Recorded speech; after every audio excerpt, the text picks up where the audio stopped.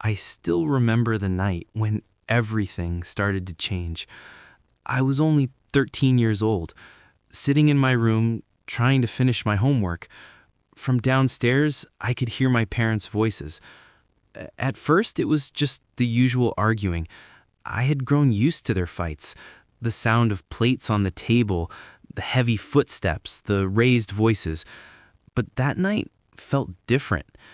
Their voices were sharper, more painful, and I felt something heavy in my chest that I could not explain. When you're a child, you believe your parents will always stay together.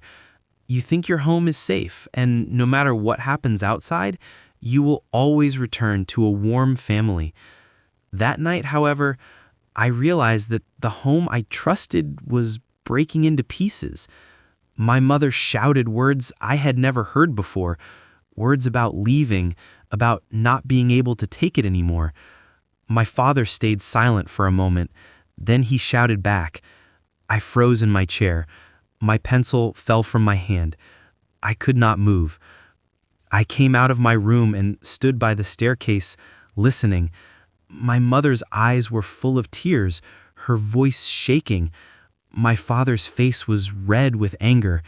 The house, once filled with laughter, now felt like a battlefield.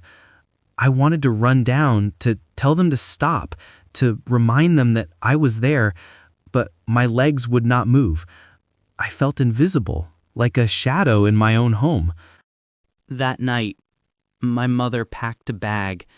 I will never forget the sound of the zipper closing.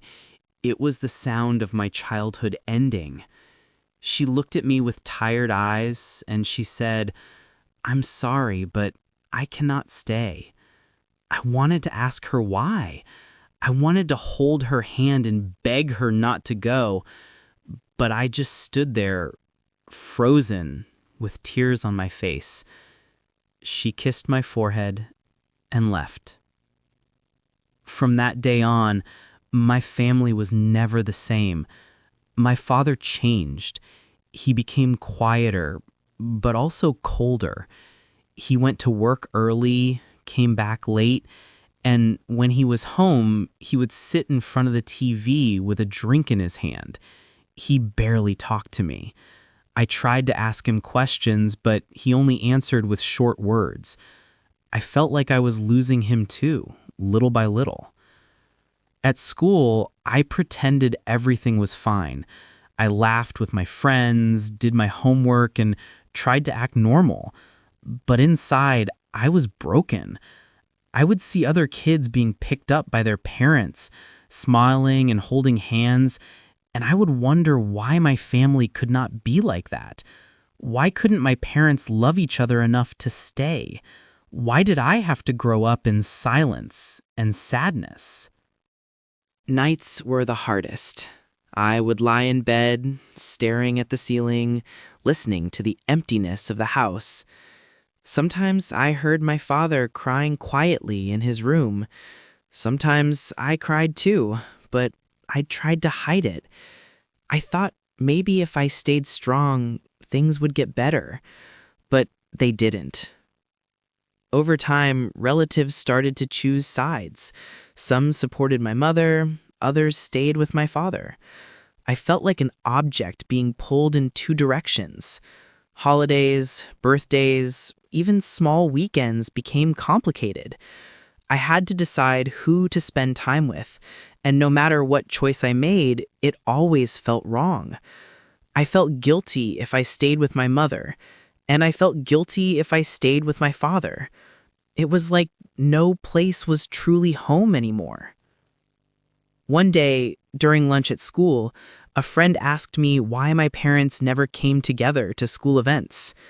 I smiled and said they were busy, but inside, I felt like screaming.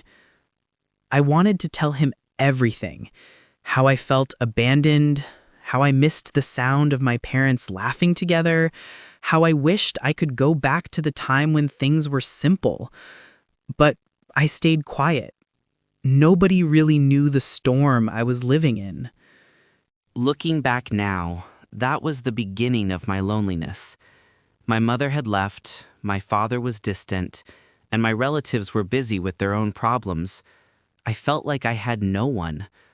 I told myself I had to grow up fast, to survive, because no one was really watching out for me anymore. It was a heavy weight for a child to carry, but I carried it alone. The truth is, when your family breaks apart, it's not just about two people separating. It's about losing your sense of safety, your belief in love, your picture of home. For me, it was the start of learning what it means to be left behind, not once, but again and again, by the people who were supposed to love me the most. And that is how my story began, not with joy, not with hope, but with the sound of a door closing and the feeling that I was suddenly very small in a world that had turned too big. After my mother left, days turned into weeks, and weeks into months. At first, I thought maybe she would come back. Maybe this was just a break, a temporary fight, and one day I would wake up to the smell of her cooking breakfast or hear her humming while cleaning the house. But that day never came. Slowly, I realized she was building a new life without me. I visited her sometimes on weekends. She lived in a small apartment across town. At first, she tried to make it feel warm and welcoming for me. She bought my favorite snacks, decorated my room with new curtains, and told me I could call any time. But the truth was, something had changed between us. She was still my mother, but she was also a woman trying to rebuild her own life. She worked long hours, and when I visited, she often looked tired. I wanted to share my feelings, to tell her how much I missed her, but I was afraid of making her sad. So I kept quiet, and I pretended everything was fine. With my father, things were no better. He became like a stranger living in the same house. We ate dinner in silence. He asked me about school sometimes, but it felt more like duty than care. His mind was somewhere else. Maybe he was still thinking about my mother, maybe about his own pain, but I was left out. I felt invisible. I wanted him to notice me, to hug me, to ask me how I was really doing. But he didn't. And slowly, I stopped asking for his attention. School became my escape. I threw myself into studying, into activities, into anything that kept me from going home too early. I joined clubs, stayed late in the library, and even pretended I had projects just to avoid the emptiness of the house. My friends saw me as hardworking, maybe even strong, but the truth was, I was just running away from my loneliness. At night, I would lie in bed and scroll through my phone. I saw pictures of happy families on social media. Families having dinner together, parents celebrating their children's birthdays, smiling, laughing. I wanted that. I wanted to feel like I belonged somewhere. Instead, I felt like a guest in both my parents' lives. The hardest part was during special occasions. On my birthday, my mother would call in the morning, and my father would buy me a cake in the evening. But they never stood together beside me. Every year, I blew out the candles with half of my heart missing. Christmas was divided too. One day with my father, another with my mother. I felt like I was always choosing, always dividing myself into two pieces. I envied my friends who complained about their parents being strict, about rules and curfews. I thought, at least they have two parents together. At least they know what home feels like. As I grew older, the gap between me and my parents grew wider. My mother started dating someone new. I remember the first time she introduced him. She looked happy, but I felt like a guest in her new family. I sat at the dinner table, listening to them talk, and I felt like I didn't belong. Part of me was angry at her for moving on so quickly, for smiling when I was still hurting. But I didn't say anything. I just nodded and smiled. Inside, I was breaking. My father, on the other hand, buried himself in work. He started drinking more often, spending less time at home. When he was there, he was quiet, distant, sometimes even cold. I tried to make him proud with good grades, but even that didn't seem to reach him. I realized that in his own pain, he had left me too. Not physically, but emotionally. And in some ways, that hurt even more. By the time I reached high school, I had learned how to hide my feelings well. I laughed when I was supposed to, studied when I needed to, and kept my secrets locked inside. But deep down, I was carrying a heavy weight. I felt abandoned, not just once, but over and over again. By my mother, by my father, even the extended family who slowly stopped checking in. It was as if everyone assumed I was fine, when in reality, I was drowning. One memory still stays with me. During a school awards ceremony, parents were invited to watch their children walk on stage. I received an award for academic achievement. As I stepped onto the stage, I looked into the audience. Rows of parents clapping, cheering, smiling proudly. I searched for my parents' faces, but neither of them was there. My teacher smiled and handed me the certificate, and I smiled back, but inside, I felt empty. I wanted someone to clap for me, to see me, to be proud. But the seats where my family should have been were empty. That image burned into my heart. Loneliness became my closest friend. I told myself not to expect too much from people, even from family. I learned how to depend on myself, how to be strong on the outside. But the truth is, no matter how strong I looked, I was still that little child standing on the staircase, watching my mother leave with her bag. That child never really went away. Sometimes I wonder if my parents realized what they did to me. Not just by separating, but by leaving me in the middle of their broken pieces.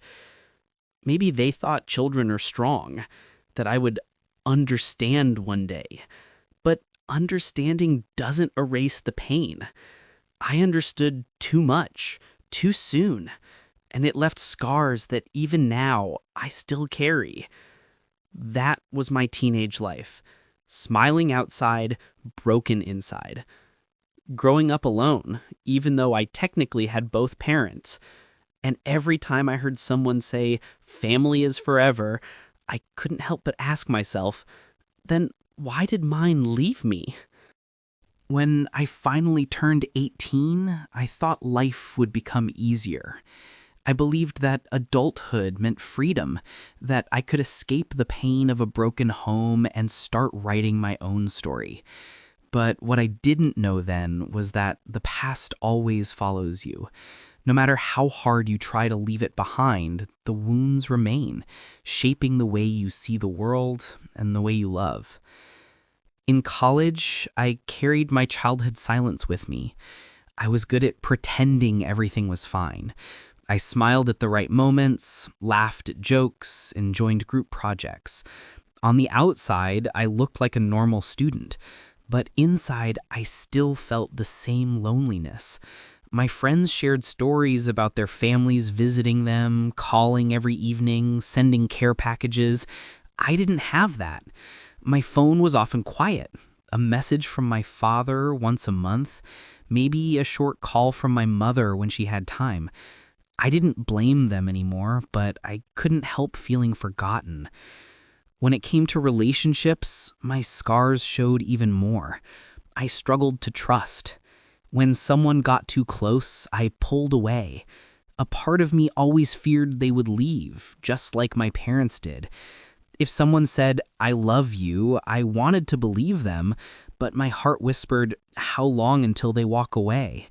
It wasn't fair to the people who cared about me, but it was the only way I knew how to protect myself. One memory from college still hurts. I was dating someone who was kind and patient. She invited me to her family's home for dinner. When I stepped inside, I saw her parents cooking together, laughing, and her younger siblings running around. The house was filled with warmth, the kind of warmth I had always missed. I smiled and tried to enjoy it. But when I left that night, I cried alone. Not because I wasn't happy for her, but because it reminded me of what I never had. It reminded me of the empty chairs at my birthdays, the silence at my dinners, the arguments that replaced laughter in my own home. Work life was another challenge. I pushed myself hard, always trying to prove my worth. I thought if I worked harder, if I achieved more, maybe someone would finally see me, finally be proud of me. But deep inside, I realized I wasn't chasing success. I was chasing love, the kind I never fully received from my parents. Every achievement felt empty because the two people I wanted most to share it with weren't really there. Sometimes I tried to reconnect with my parents. I would visit my mother, sit in her living room, and listen to her talk about her life. But it always felt like I was a visitor, not her child. With my father, conversations were short and awkward. He aged quickly, his hair turning gray, his face tired. I wanted to ask him if he regretted how things turned out, if he realized how much distance had grown between us. But I never found the courage. It was easier to stay silent than to risk hearing the answer I didn't want to hear. The older I grew, the more I understood something important. Family is not always about blood. Sometimes the people who are supposed to love you the most are the ones who hurt you the deepest. And sometimes strangers can show you more kindness than your own parents. I began to build my own chosen family. Friends who stood by me, mentors who guided me, people who saw me for who I was and didn't leave. Still, there are nights when the pain returns. Nights when I lie in bed and remember the little child I once was, waiting on the staircase, hoping his mother would change her mind, hoping his father would reach out. That child still lives in me, and maybe he always will. Growing up in a broken family taught me many lessons about resilience, about independence, about survival. But it also left me with scars that I carry into every part of my adult life. And even though I try to move forward, a part of me still whispers the same painful question: why wasn't I enough for them to stay? As I grew older, I realized I had two choices. I could continue carrying the pain of my past like a heavy burden, or I could try to transform it into strength. For many years, I lived with anger and sadness. I blamed my parents for leaving me, for failing to give me the love and security every child deserves. But anger is like fire. It burns you more than the people you hold it against. I learned that if I wanted to heal, I had to let go, not for them, but for myself. The process wasn't easy. Healing doesn't happen overnight. It comes slowly, in small moments, like forgiving yourself for things that weren't your fault, or learning to trust people again, step by step. I started therapy, and for the first time, I spoke openly about my feelings. I cried about the nights I felt invisible, the birthdays I celebrated half-heartedly, the loneliness I carried like a shadow. Saying those words out loud made me realize something important. I was no longer that powerless child. I was an adult, and I had the power to create a different story for my life. I also began to focus on building connections with people who truly cared. Friends who checked in on me, mentors who encouraged me, even colleagues who showed kindness. They may not have been blood relatives, but they gave me the sense of belonging I had always craved. I discovered that family is not just the people you are born into, but also the people you choose, the ones who stay when life gets hard. If you're listening to my story and you felt abandoned, forgotten, or unloved, I want you to know this. Your past does not define your future. You can build your own version of family. You can create your own sense of home. Sometimes the people who were supposed to stay may leave, but that does not mean you are unworthy of love. It simply means you have the chance to find it elsewhere, in new places, with people who choose you. And maybe, just maybe, the greatest gift of being left behind is discovering that you were strong enough to stand on your own and still open your heart to love again.